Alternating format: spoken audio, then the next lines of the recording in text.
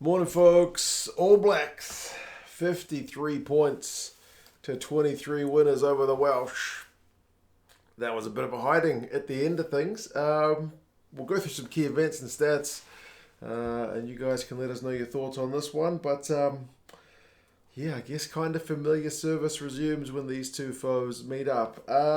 Maybe the scoreline doesn't do the middle of the game credit when it was proper tit for tat, but All Blacks start well, All Blacks finish well, and that's pretty much enough. It was a good crowd. They had the roof closed for this one, but very wet, seemingly. The ball just seemed slippery.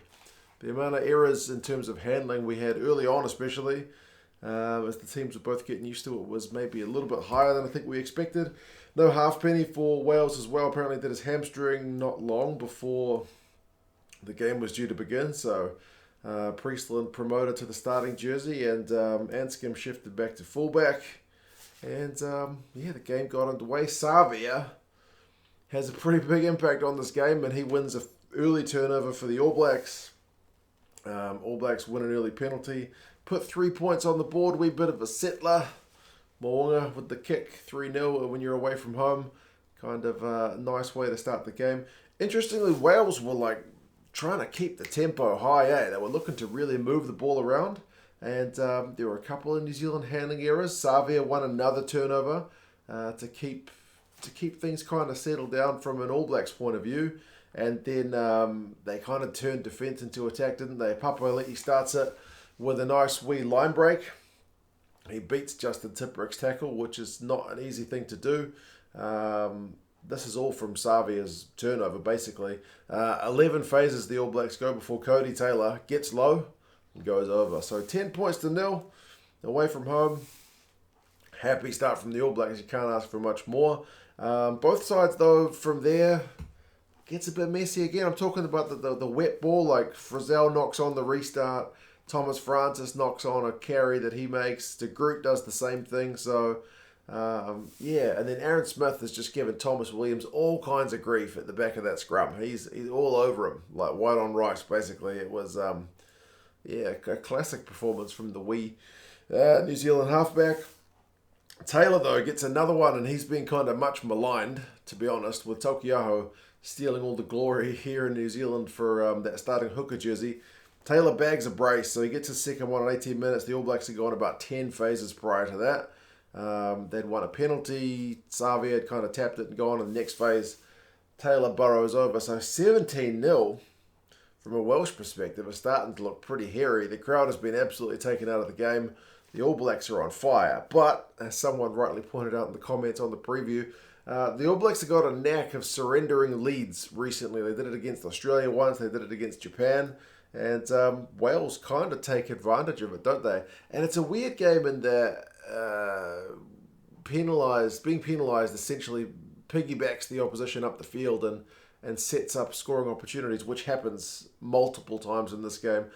20 minutes is a good example. Wales get a penalty, they don't opt for 3. They're 17 points behind, so fair call. Maybe the first chance in the All Blacks 22. They get the maul going. Doesn't really go much in the way of distance, but they go wide. They go about 17 phases, Wales, before Rhys concedes a penalty at the breakdown. Rhys didn't do his All Blacks jersey, first choice, number 14, any favours in this game, I don't think. He concedes a couple of dumb ones. This is one of them. Doesn't get much ball either, if any. Yeah, he concedes a penalty at the breakdown. Wales go for touch again, and it's a beauty. It's a beauty of a set play.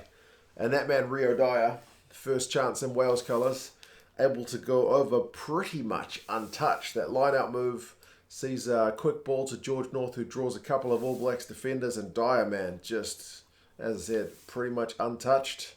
17 points to 7. Suddenly that's looking a lot healthier, isn't it? Because 17-0 was looking, as I said, pretty dire for the Welsh guys. Dyer, there we go, I didn't do that on purpose.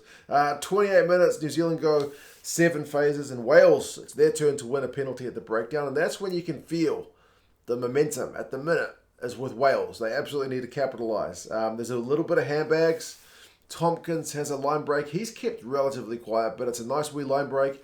Another New Zealand penalty conceded. They're right out in front this time, so They opt for 3, so it's 10 points to 17. Back to a one-score game. Wales get themselves back within touching distance. But this is where the kind of tit-for-tat thing continues, or really begins, where Wales get themselves within a score and the All Blacks just take it back out. It's Faletau's turn to concede a penalty at the breakdown. That maybe relieves a bit of that momentum from the ABs, gives the All Blacks some field position. They get advantage, and then Richie Mo'unga puts in a peach of a kick for Geordie Barrett, who, if you didn't know, is a rather big human. He's about 6'5", and he beats Dyer in the air. So 22 points to 10. All Blacks try time. So just as the Welsh had got within touching distance, it's an All Black score. However, it's another penalty conceded. This time it's Lomax.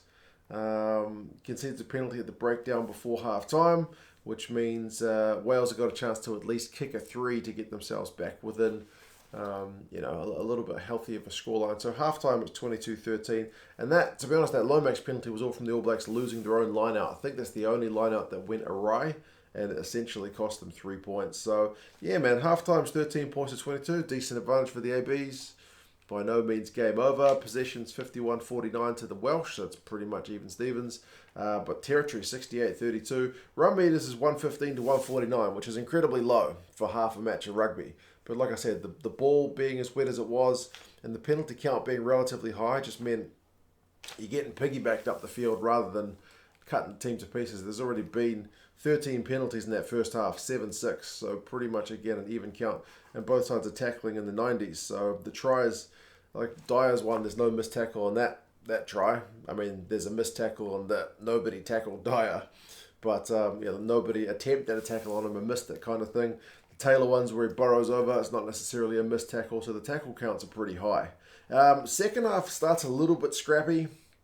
Wales hack one loose ball through, and then like Beauden Barrett has to kind of clean it up at the back, but he goes into touch about 6 meters out, so it's a chance for Wales in New Zealand's territory, just the way you want to start the second half when you're trying to chase down this deficit. They maul it. Phases, they get a penalty pretty much out in front, opt for 3 again, so 16-22, back within touching distance. If the Welsh can score next, no, they can't. The All Blacks, they get a ruck in Wales' half, and Aaron Smith, who's been a bit of a pain in the backside for the Welsh, continues that when he slips between, it was Reffell and Alun Jones. I didn't know he had that kind of gas in him, to be honest, at this age.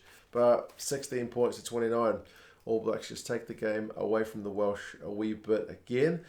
But the tit for tat, man, honestly, it just goes on. It goes on and on and on. Wales, they hit back pretty much straight away. I mean, Ioane gave away advantage, and then Thomas Williams just puts on a wee chip. It's one that Timo had a long look at, because Priestland's competing in the air with Mo'unga, but they ruled that Mo'unga's knocked it back rather than Priestland knocked it forward. And then Tipuric, who's gathered the ball, put it down and face planted pretty much all at the same time. They want to check whether he's got control of it. It was marginal, but I still think both of those calls, I'd be pretty happy with them. Even as an All Blacks fan, I thought, it was close, but I think it's a fair try. So they had to look at it for ages. They give it eventually, and 23-29. It's back to being game on. If Wales can score next, maybe they can get this done. But then it's just like crucial errors at key times, eh? Like following that try, Thomas Williams end up kicking it out on the full. And that gives the All Blacks field position. That's really not what you need. All Blacks go through some phases, they get advantage, and then not long later, maybe the try of the game if you're Adi Savia, because he's been trying this ridiculous dummy pass that he does for ages. I think he does it in Super Rugby probably once every 2 games. This massive, no one is ever going to buy it, totally elaborate, unique dummy pass. And Nicky Smith, I think he's the first one who ever bought it. I feel sorry for him, but he bought that dummy.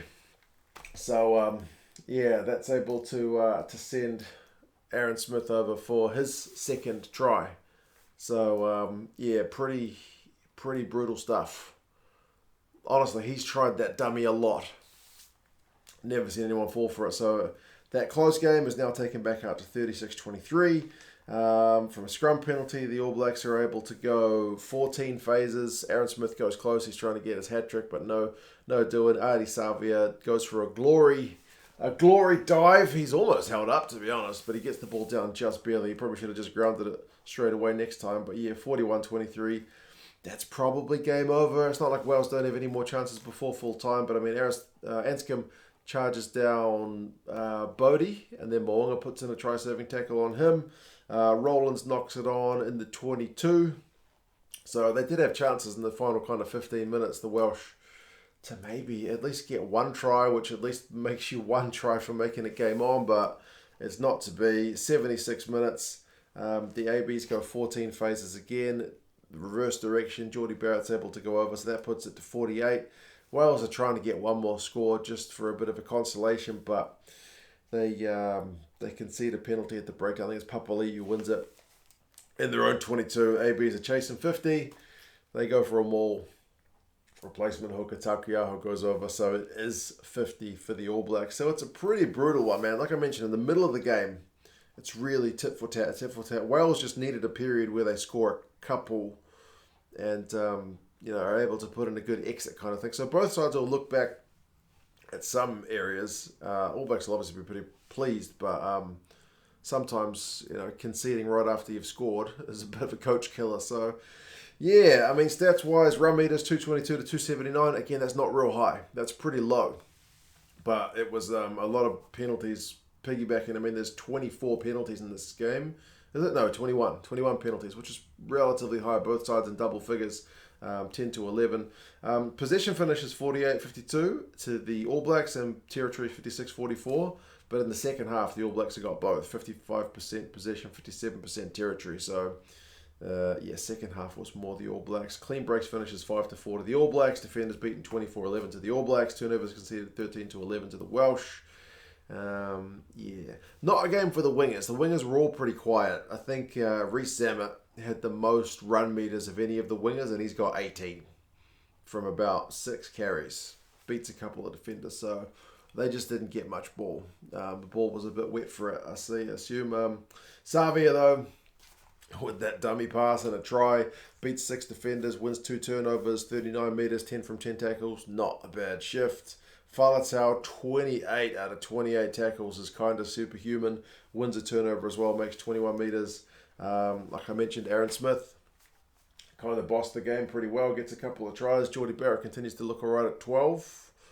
But yeah, we will see how the teams go in the rest of the games. Goodness me, I'm 3 minutes away from the South Africans and Irish going at it, so I'm going to call it quits here. Wales have got Argentina next, which could be an interesting one, seeing as they've played a few times recently, and New Zealand have got Scotland away, which is also going to be an interesting one. If you're a Welsh fan, or even a New Zealand fan, and you want to spend some money, go check out the British and Irish Lions Rugby store. They've got gear on sale, for some of it up to like 70%, because the British and Irish Lions tour is well done and dusted. So if you've got a bit of extra cash lying around, check the link down in the description. Spend some money. Happy days. Rugby gear. What better things to spend money on? Anyway, you guys take care, and I'll talk to you guys again soon. See you later.